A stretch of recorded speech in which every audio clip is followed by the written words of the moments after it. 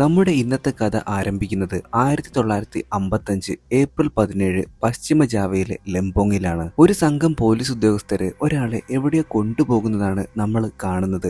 നടുവിലിരിക്കുന്ന ഇയാളാണ് ബുദ്ധിമാൻ. ആദ്യ ചിത്രത്തിൽ കണ്ട അതേ ബുദ്ധിമാനായിട്ടുള്ള വ്യക്തി. ഒരു പ്രസ് ഓഫീസിൽ ജോലി ചെയ്യുന്ന ആളാണ് അദ്ദേഹം. ഈ കാർ ഓടിക്കുന്ന ഡ്രൈവറുടെ മുഖം മറച്ചിരിക്കുകയാണ്. അവനെ മുമ്പ് എവിടെയോ കണ്ടിട്ടുണ്ടെന്നോ ഉള്ള ഒരു തോന്നല് ബുദ്ധിമാനെ അലട്ടുന്നുണ്ട്. കാർ ഒരു ശ്മശാനത്തിലൂടെ കടന്നു പോകുന്നു. പിന്നീട് നമ്മൾ കാണുന്നത് ആ പ്രദേശത്തെ പോലീസ് കമാൻഡറായിട്ടുള്ള ഹരിയോ കുസുമോയെയാണ്. ഹരിയോ ബുദ്ധിമാനെ എന്തോ കാണിക്കാനാണ് ഇങ്ങോട്ടേക്ക് വിളിച്ചു വരുത്തിയത്. ബുദ്ധിമാൻ അങ്ങനെ ഇരുണ്ട ആ ഒരു വലിയ കെട്ടിടത്തിനുള്ളിലേക്ക് കടക്കുമ്പോൾ ഒരു മുറിയിൽ നിരത്തിക്കിടത്തിയിരിക്കുന്ന നിരവധി മൃതദേഹങ്ങൾ കണ്ട് ഞെട്ടിപ്പോകുന്നു. അവയെല്ലാം തന്നെ കല്ലറകളിൽ നിന്ന് പുറത്തെടുത്തവയായിരുന്നു. ഹരിയോ അപ്പോൾ ബുദ്ധിമാനോട് പറയുന്നുണ്ട്, ഈ ഒരു കാര്യം പുറത്തായിട്ടുണ്ടെങ്കിൽ വലിയ വലിയ പ്രശ്നങ്ങളൊക്കെ ഉണ്ടായിരിക്കും. അടുത്ത ദിവസം തന്നെ ഏഷ്യൻ ആഫ്രിക്കൻ കോൺഫറൻസ് നടക്കാനിരിക്കുകയാണ്. അതുകൊണ്ട് ഒന്നും സംഭവിച്ചിട്ടില്ലെന്ന പോലെ ഈ മൃതദേഹങ്ങൾ വീണ്ടും ശ്മശാനത്തിൽ അടക്കം ചെയ്യാനായിട്ട് പോവുകയാണ്. നിലത്ത് കാണുന്ന കാൽപ്പാടുകളൊക്കെ നോക്കുമ്പോൾ ആ മൃതദേഹങ്ങൾ സ്വയം നടന്ന് ഇവിടെ എത്തിയതാണെന്നാണ് ഇവർക്ക് മനസ്സിലാക്കാനായിട്ട് സാധിക്കുന്നത്. പക്ഷേ ഇതൊക്കെ ആരെങ്കിലും വിശ്വസിക്കുമോ? സത്യം രാജ്യത്തിന് മുമ്പിൽ കൊണ്ടുവരാൻ ഹരിയോയ്ക്കും താല്പര്യമുണ്ട്. പക്ഷെ മിണ്ടാതിരിക്കാനാണ് മുകളിൽ നിന്നുള്ള ഉത്തരവ്. അതുകൊണ്ട് തന്നെ ഇപ്പോൾ ഹരിയോ ബുദ്ധിമാനോട് ഇക്കാര്യം ഒരു പത്രവാർത്ത പോലെ തയ്യാറാക്കിയിട്ട് ഒരു അഭ്യൂഹമായിട്ട് പ്രസിദ്ധീകരിക്കാനായിട്ട് ആവശ്യപ്പെടുന്നു. കുറച്ചു പേരെങ്കിലും അത് വിശ്വസിച്ചേക്കാം എന്നാണ് ബുദ്ധിമാനോട് ഇപ്പോൾ ഹരിയോ പറയുന്നത്. ആ കെട്ടിടത്തിനുള്ളിൽ കിടക്കുന്ന എല്ലാ മൃതദേഹങ്ങളും ഒരു സ്ത്രീയുടെ ചിത്രത്തിലേക്ക് തലകുനിച്ച് നിൽക്കുകയാണ്. അതിനുശേഷം കാണിക്കുന്നത് 1984 ഏപ്രിൽ 15 ജക്കാർത്ത. നമ്മുടെ കഥാനായികയായിട്ടുള്ള റിമിയാകട്ടെ ഒരു ഫാക്ടറിയിൽ ജോലി അപേക്ഷിക്കാനായിട്ട് പോകുന്നുണ്ട്. പക്ഷേ കോളേജ് പഠനം പാതി വഴിയിൽ ഉപേക്ഷിച്ചതിനാൽ ഉടമ അവളെയാണെന്നുണ്ടെങ്കിൽ ഇപ്പൊ ജോലിക്ക് എടുക്കുന്നില്ല. വിഷമത്തോടു കൂടിയിട്ട് റിനി വീട്ടിലേക്ക് തിരിക്കുന്നു. പോകുന്ന വഴിയിൽ എല്ലാവരും ഒരു കാര്യം പറയുന്നുണ്ട്, നഗരത്തിൽ ഒരു സീരിയൽ കൊലയാളി ഇറങ്ങിയിട്ടുണ്ട്. അപ്പാർട്ട്മെന്റിലേക്ക് കയറുമ്പോൾ തന്നെ റിനി വിഷ്ണു എന്ന് പറയുന്ന ഒരു ചെറിയ ബാലനെ കാണുന്നുണ്ട്.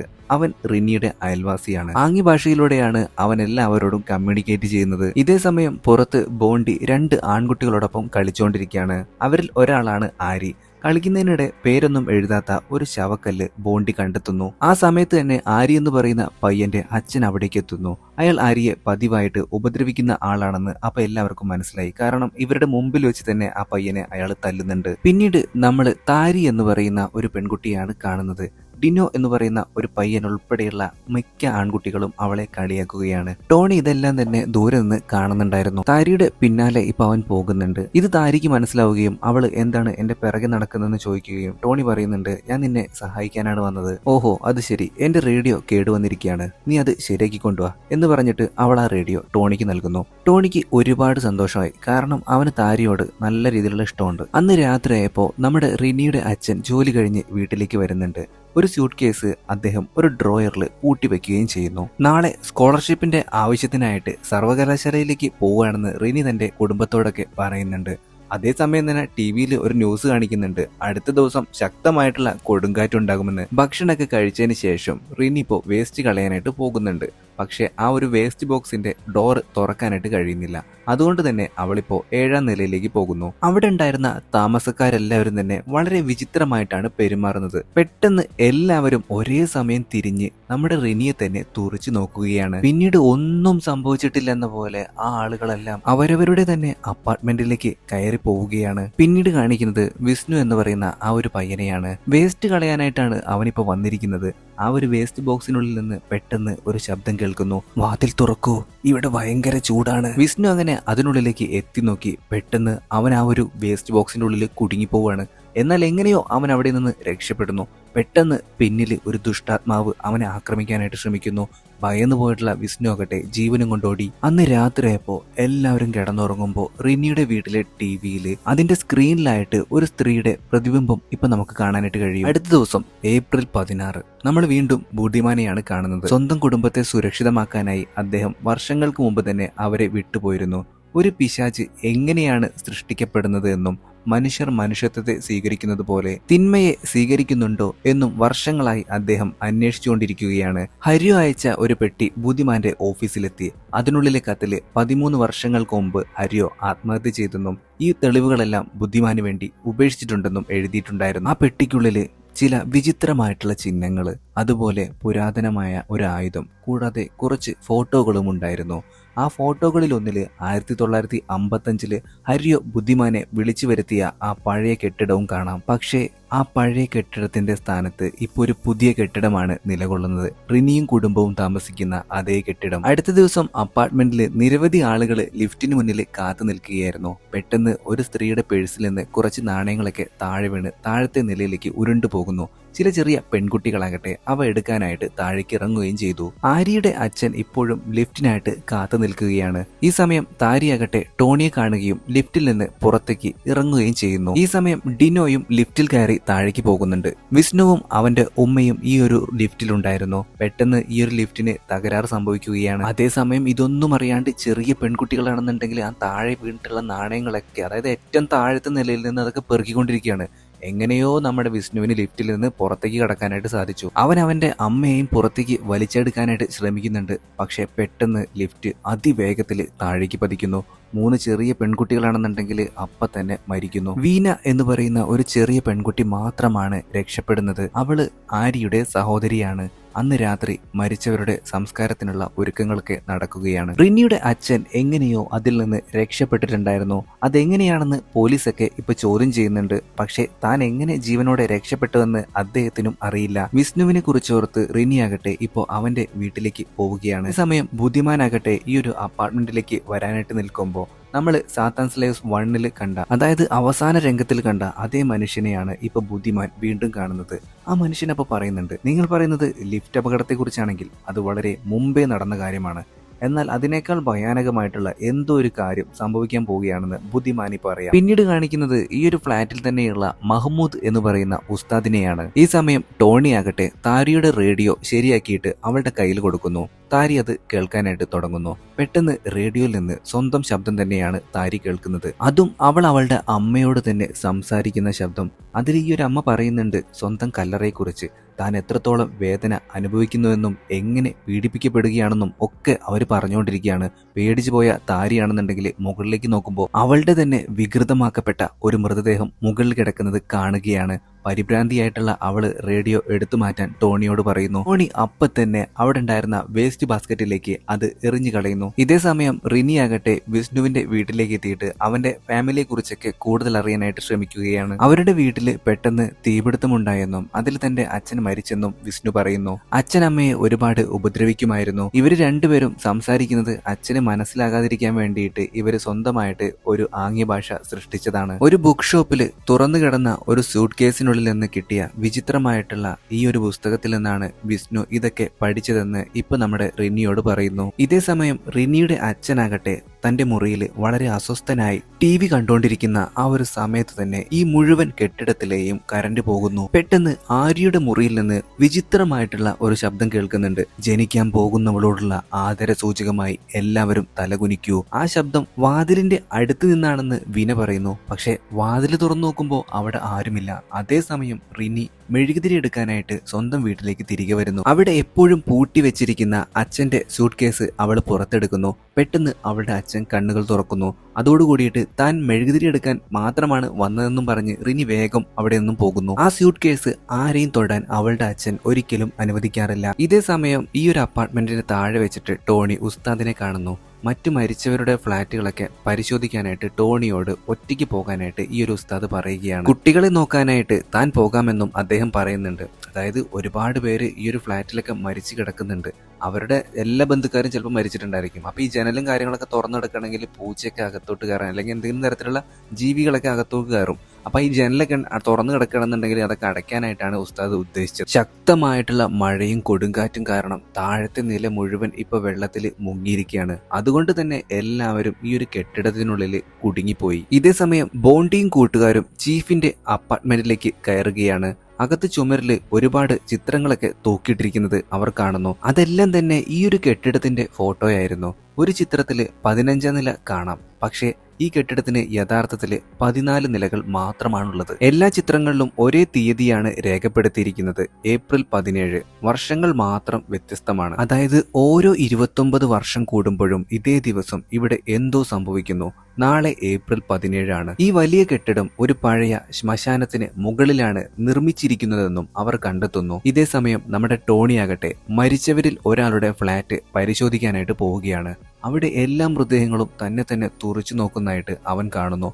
ഭയന്നുപോയ ടോണിയാണെന്നുണ്ടെങ്കിൽ ഓടി പുറത്തിറങ്ങുമ്പോൾ ഡിനോയുമായിട്ട് കൂട്ടിയിടിക്കുന്നു. ഡിനോ അപ്പം തന്നെ അവനെ തന്റെ മുറിയിലേക്ക് കൂട്ടിക്കൊണ്ടു പോവുകയാണ്. ചുമരിലെ ഒരു ദ്വാരം കാണിച്ചുകൊണ്ട് തന്റെ വളർത്തുമൃഗമായിട്ടുള്ള ഫെററ്റ് അതിലൂടെ അടുത്ത ഫ്ലാറ്റിലേക്ക് പോയെന്ന് അവൻ പറയുന്നു. അകത്ത് കയറി ഒന്ന് നോക്കാമോ എന്ന് ടോണിയോട് ഡിനോ ആവശ്യപ്പെടുകയാണ്. ഒരു വിധത്തില് ആ ഒരു ദ്വാരത്തിലൂടെ ടോണി അപ്പുറത്തേക്ക് എത്തി. അവിടെ ഒരു സ്ത്രീയുടെ നിരവധി ചിത്രങ്ങൾ നമ്മുടെ ടോണിക്ക് കാണാനായിട്ട് സാധിക്കുന്നു.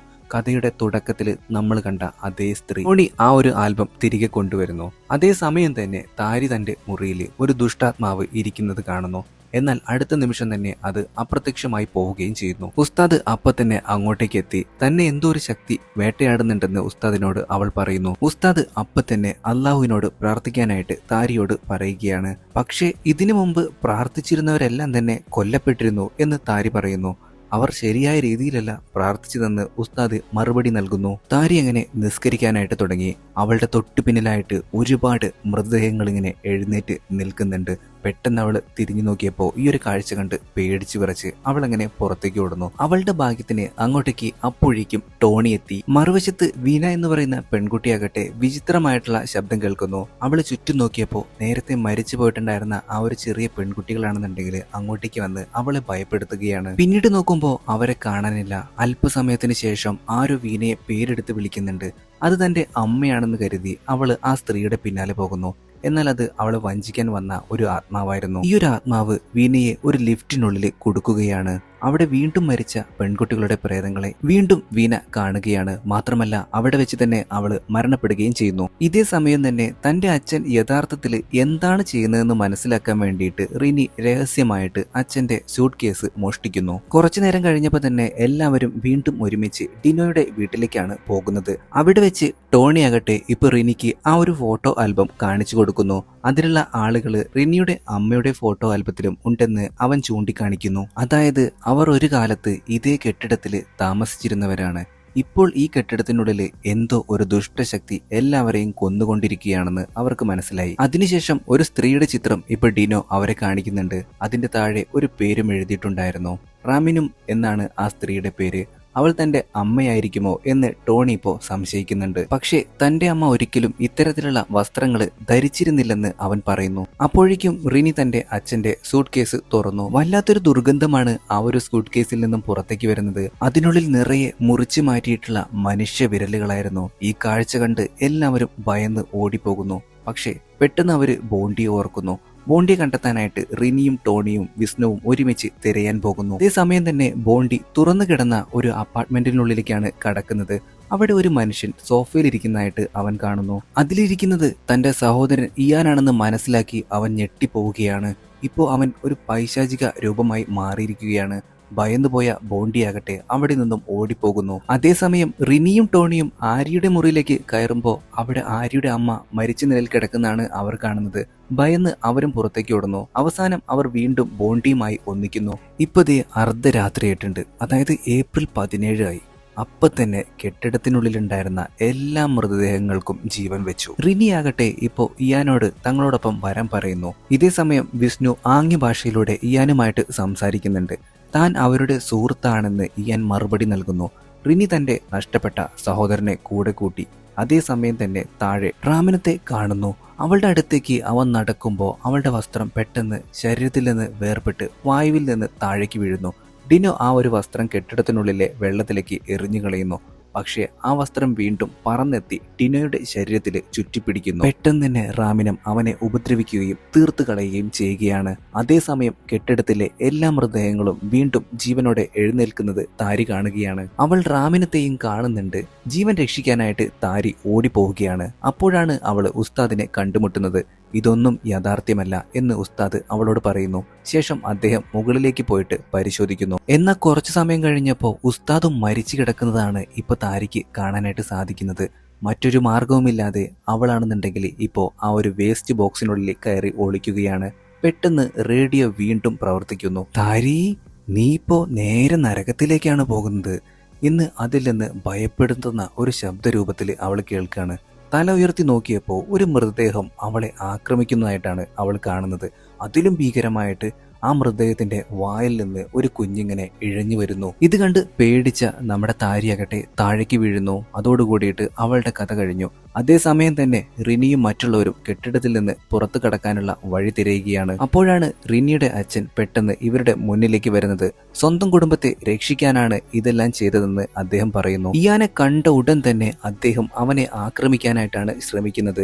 എല്ലാവരും പരിഭ്രാന്തരായിട്ട് ഓടുന്നു. പെട്ടെന്ന് ആരോ റിനിയുടെ തലയിലടിക്കുകയും അവള് ബോധരഹിതയാകുകയും ചെയ്യുന്നു.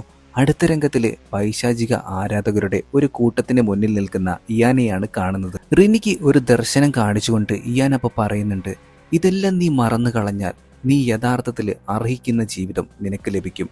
ആ മായാലോകത്തിൽ നിന്ന് രക്ഷപ്പെടാൻ റിനി കഠിനമായിട്ട് ശ്രമിക്കുകയാണ്.